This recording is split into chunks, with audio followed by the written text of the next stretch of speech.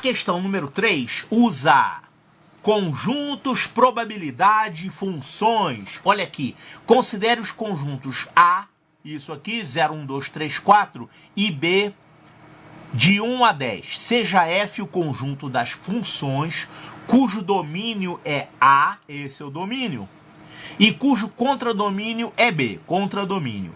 Escolhendo-se ao acaso uma função f desse conjunto, a probabilidade de f ser estritamente crescente ou ser injetora.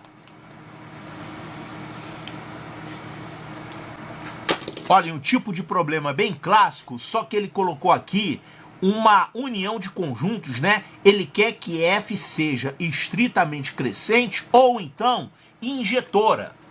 Qual a maneira usual de resolver esse tipo de problema? Primeiro nós encontramos o número de elementos desse conjunto F.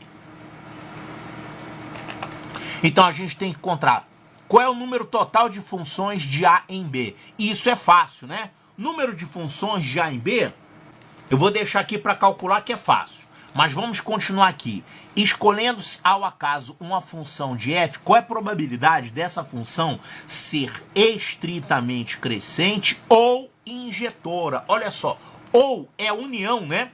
Nós temos aqui o conjunto das funções estritamente crescentes, vamos chamar de A. A, o conjunto, e A eu não posso usar, rapaz, já tem A aqui.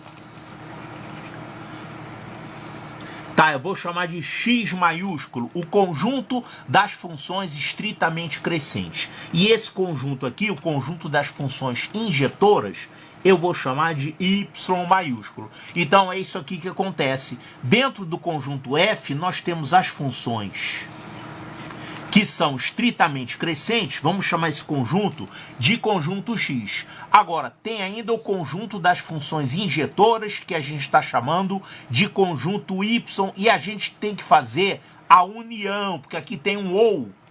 Então, vamos desenhar assim, ó. Esse aqui é o conjunto Y, que é o conjunto das funções injetoras. Então, a união desses dois conjuntos representa todas as funções que são estritamente crescentes ou injetoras. Então temos que calcular o número de elementos de todos esses conjuntos aí, né? De f, de x e de y. Aliás, na verdade não é de x e de y. Pode ser que a gente precise calcular, mas o que a gente tem que usar na verdade para responder é o número de elementos de x união y, por causa desse ou aqui. Ó, então o cálculo mais fácil. Qual é o número de funções de A em B? Nós temos o conjunto A com 5 elementos, de 0 a 4, e nós temos o conjunto B com 10 elementos, de 1 a 10.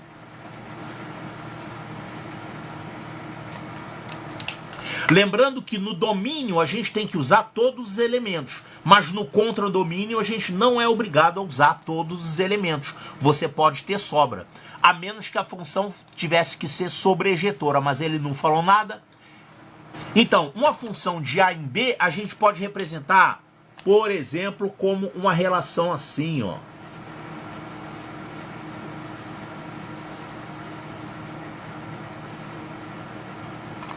Uma função qualquer de A em B, ela tem que associar a cada elemento de A um elemento qualquer de B.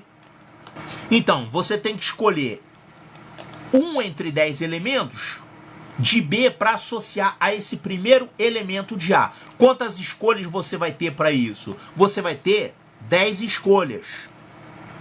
A mesma coisa para o segundo elemento de A. Você tem 10 escolhas de elementos de B para associar a ele. Então, 10 vezes 10, a mesma coisa para esses outros 3 elementos aqui. Então isso aqui vai dar 10 elevado à quinta. 10 elevado à quinta é o número total de funções de A em B. Todas estão aqui nesse conjunto que a gente não está desenhando. A gente só calcular o número total de funções, mas a gente pode imaginar que é um conjunto F com todas as funções de A em B. O número total de elementos de f é isso aqui. Então isso aqui seria número de casos possíveis. E aí ele falou para você escolher aleatoriamente uma função aqui de dentro. Quer saber a probabilidade de f ser estritamente crescente ou ser injetora. Então, qual seria o próximo passo? Eu teria que calcular o número de casos favoráveis, que é o número de funções dessa união. E depois dividir pelo número de casos possíveis. Dividir por 10 à quinta. E aí ia dar o resultado. E olha só as respostas aqui, ó. Todo mundo tem 5 casas decimais por causa desse 10 à quinta. Na hora de calcular a probabilidade, você vai ter um número inteiro, que é o número de elementos desse conjunto união, dividido por 10 à quinta. Então você vai ficar com 5 casas decimais nesse resultado. Então, se você tivesse um resultado aqui com mais de 5 casas decimais, você já poderia até eliminar, né? Porque você vai estar dividindo um número inteiro por 10 à quinta. Não pode dar isso com 6 ou mais casas decimais. É no máximo 5. Certo? Então a gente tem que calcular isso aqui. E como que a gente calcula o número de elementos de x união y? O método tradicional. Calculamos o número de elementos de x, o número de elementos de y, a interseção, e aí calculamos a união a partir daí. Agora, olha só. O que é uma função estritamente crescente? Uma função estritamente crescente é uma função que tem um gráfico onde você tem um aumento, ou então, quando você aumenta o x, você aumenta o y, mas pode acontecer isso aqui também. Pode ficar sem aumentos, ficar uma constante. Isso é para ela ser crescente. Agora, quando ela é estritamente crescente, não pode acontecer isso. Então a função não pode nem diminuir, nem permanecer constante. Ela tem que sempre que aumentar. Então, um exemplo de uma função estritamente crescente, com esse domínio aqui, poderia ser isso aqui, ó. Sempre aumentando de valor. Então, estritamente crescente. E o que é uma função injetora? Uma função injetora é aquela em que você não tem repetição no x, não é isso? Por exemplo, essa função aqui, ela não é injetora, porque você tem, para 2 valores de x diferentes, você tem o mesmo y. Então essa aqui não é injetora. Então, olha só, toda função que é estritamente crescente, ela é injetora, já que ela sempre aumenta. Quando você pega um x diferente, obrigatoriamente você vai ter um y diferente. Agora, nem toda função injetora é estritamente crescente. Eu posso colocar aqui uma função injetora que não seja estritamente crescente. Por exemplo, vou fazer uma função injetora aqui.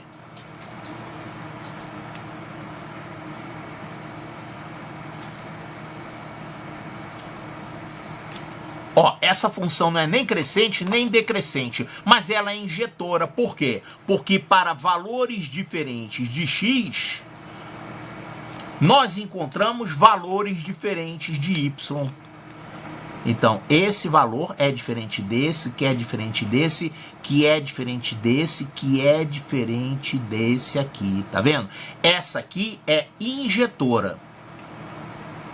Então, eu posso dizer que toda função injetora é estritamente crescente? Não. Acontece que toda função crescente é injetora, porque já que ela tem que ir aumentando, ela nunca vai repetir um valor. Então, essa função aqui, ela é estritamente crescente, obrigatoriamente ela vai ser injetora, porque aumentou de valor. Se aumentou de valor, já não é repetido. Ficam valores diferentes. Então a gente pode chegar a essa conclusão aqui. Função estritamente crescente implica nela ser injetora. O contrário não é verdadeiro. Você pode ter uma função injetora que não é estritamente crescente, como essa aqui. Mas o fato dela ser estritamente crescente garante que ela seja injetora, como nesse caso aqui. Sendo assim, esses conjuntos x e y, eles não são representados dessa forma. Já que o fato de uma função estritamente crescente garantir que ela seja injetora, significa que esse conjunto está dentro desse. O desenho correto para essa figura seria assim, ó. Tá aqui o conjunto F, o conjunto de todas as funções de A em B. Esse conjunto está dentro desse. Então, você tem aqui o conjunto das funções injetoras, que é o Y, e aqui o conjunto das funções estritamente crescentes, que é o X. Sendo assim, para que a função seja estritamente crescente ou injetora, basta que ela seja injetora. Se ela for injetora, ela tem disso aqui. A união desses dois conjuntos é o próprio conjunto Y, é o próprio conjunto das funções injetoras. Então, para responder o que o problema pede, a gente precisa de número de casos possíveis, já temos. Podemos escrever assim: a cardinalidade de F vale 10/5. E aqui, no caso, o número de casos favoráveis é a própria cardinalidade de Y, porque esse conjunto aqui, ele contém o conjunto X. Então, a gente tem que calcular a cardinalidade de Y, ou seja, o número de funções injetoras. Então, quantas são as funções injetoras? Então, na verdade, é isso aqui que acontece. Temos um número total de funções, que é 10/5, funções de A e B. Temos que encontrar o número de elementos de Y, ou seja, o número de funções injetoras. Para a função ser injetora, o que a gente tem que fazer? O que temos que fazer para formar uma função injetora? Para cada um desses 5 elementos aqui, nós temos que escolher um desses 10 elementos, porém sem repetição. Uma vez que a gente tenha escolhido um número daqui, a gente não pode escolher ele de novo para o próximo. Então,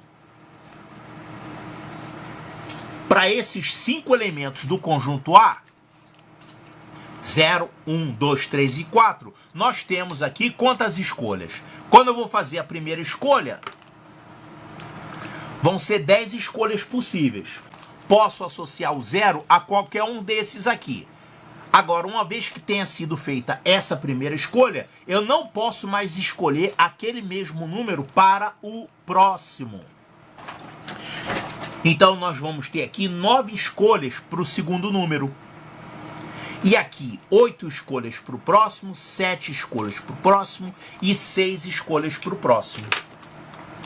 Quer dizer, isso aqui é arranjo, né? Então, qual é essa probabilidade pedida? É o número de casos favoráveis, que é isso aqui, 10 vezes 9 vezes 8 vezes 7 vezes 6, dividido pelo número de casos possíveis, que é 10/5.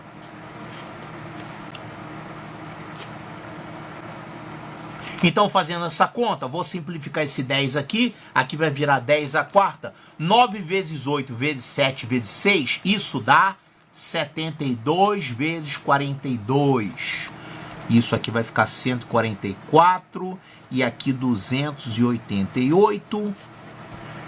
4, 12, 10, vai 1, 3.024. Então, isso aqui dá 3.024, já simplifiquei aqui, 3.024 sobre 10/4, que é a mesma coisa que 0,3024. Então, 0,3024 é esse aqui, só que está com um 0 a mais, não faz diferença, né? Então, 0,30240, resposta correta, letra D de delta.